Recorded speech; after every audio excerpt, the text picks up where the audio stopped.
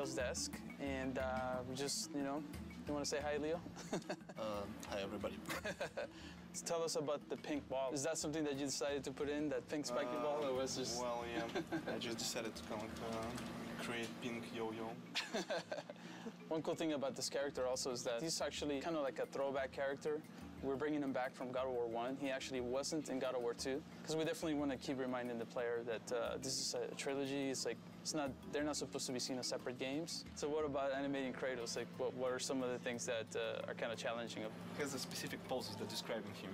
He has a kind of like a language of poses. You have to use those poses to invent some new animation. So.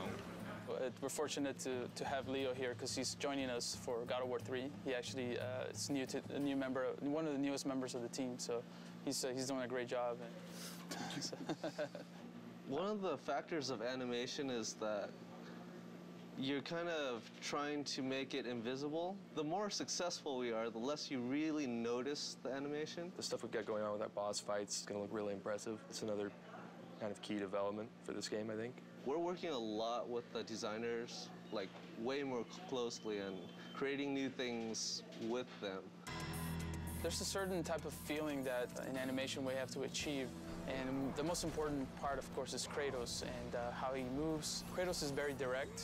We don't try to make him too fancy. If you notice, a lot of times when he's having conversations, he's just kind of standing there waiting for the moment where he needs to say something. Everything that Kratos does happens for a reason. I don't know if many people even notice these things, but Kratos never moves backwards. He's an aggressive character. He moves with a purpose at all times.